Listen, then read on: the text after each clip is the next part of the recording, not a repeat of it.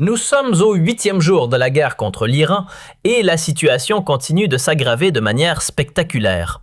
Donald Trump exige désormais la capitulation inconditionnelle de l'Iran. Dans le même temps, Israël fournit déjà des renseignements permettant de viser des... Nous sommes au 8e jour de la guerre contre l'Iran et la situation continue de s'aggraver de manière spectaculaire. Donald Trump exige désormais la capitulation inconditionnelle de l'Iran. Dans le même temps, Israël fournit déjà des renseignements permettant de viser des bases américaines dans la région.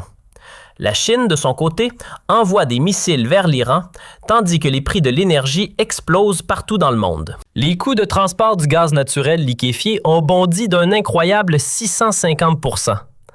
Nous sommes peut-être en train d'assister au moment où ce conflit commence à entraîner l'économie mondiale entière vers l'abîme. Mais ce n'est même pas encore le développement le plus inquiétant des dernières heures. Aujourd'hui marque le 8e jour de cette guerre et les nouvelles continuent de tomber sans interruption. Au contraire, nous commençons maintenant à entrevoir quelles conséquences économiques mondiales pourraient nous attendre dans les prochains jours. Les coûts de transport du GNL ont ainsi grimpé de 650%, atteignant près de 300 000 $ par jour. Le marché mondial du transport de gaz naturel liquéfié a connu une hausse spectaculaire ces derniers jours. Les tarifs d'affrètement pour les méthaniers modernes sont passés d'environ 40 000 $ la semaine précédente à près de 300 000 $ par jour. Les négociants cherchant frénétiquement des navires face à l'escalade des tensions au Moyen-Orient. Et imaginez un peu l'ampleur de cette hausse. Passer de 40 000 à 300 000 $, c'est une augmentation de 650%. Mais ce n'est même pas le problème principal. La véritable inquiétude vient de la possible fermeture du détroit d'Ormuz, ce qui provoquerait une pénurie de gaz et des goulets d'étranglement énergétique dans le monde entier.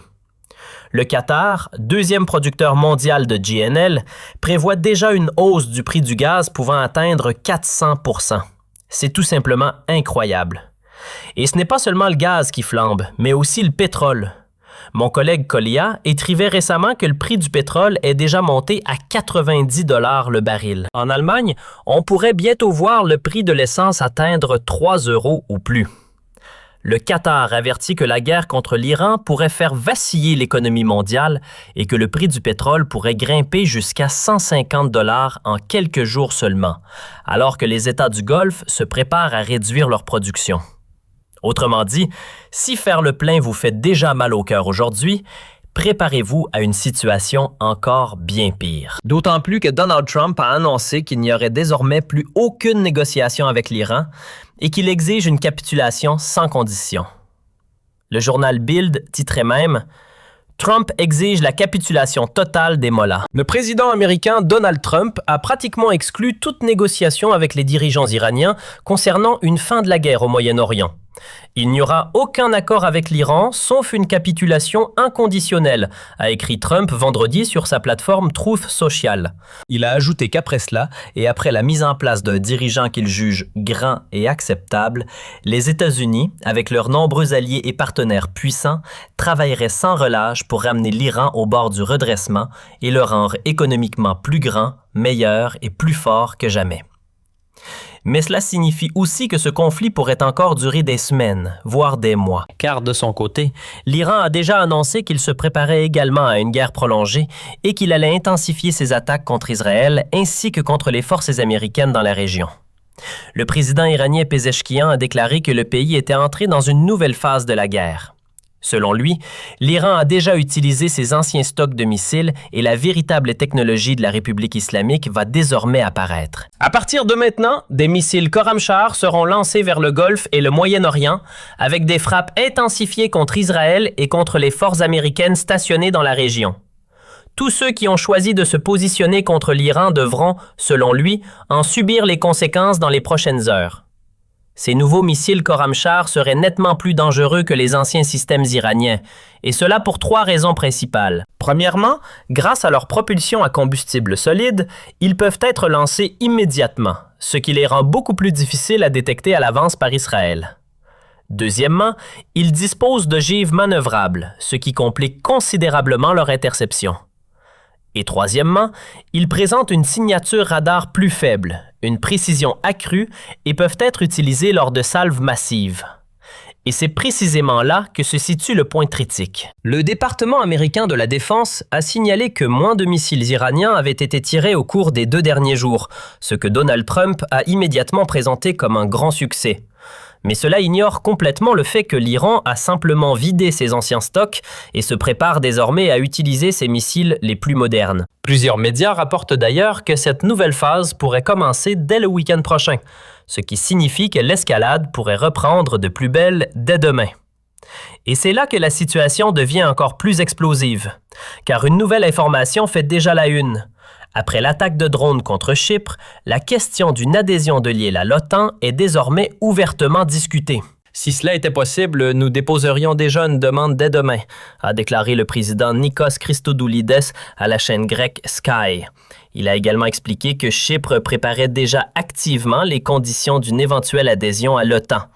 Des travaux sont en cours au niveau militaire, opérationnel et administratif afin que le pays puisse agir immédiatement dès que les conditions politiques le permettront. Et c'est précisément ce qui rend la situation si explosive. Car ces derniers jours, Chypre a déjà été la cible d'attaques de missiles et de drones.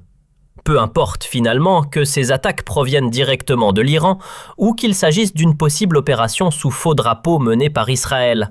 Cela place la question d'une adhésion de Chypre à l'OTAN dans une perspective totalement nouvelle. Car si Chypre était déjà membre de l'Alliance et continuait d'être attaqué, l'OTAN pourrait immédiatement évoquer l'article 5 et entrer officiellement en guerre. Pour l'instant, la Turquie s'oppose encore à l'adhésion de Chypre. Mais dans un contexte international qui semble évoluer d'heure en heure, il ne serait pas surprenant de voir apparaître bientôt une nouvelle surprise sur ce dossier. Mais accrochez-vous, car la situation devient maintenant encore plus brûlante. De nouveaux rapports apparaissent qui pourraient faire passer ce conflit à un tout autre niveau. Si ces informations se confirment, alors il ne s'agirait plus seulement d'une guerre entre l'Iran et Israël. Plusieurs médias affirment désormais que Vladimir Poutine soutiendrait l'Iran dans ses attaques contre Israël et contre les bases américaines. La New York Post rapporte en effet que la Russie fournirait à l'Iran des informations de renseignement pour mener des frappes contre les États-Unis au Moyen-Orient.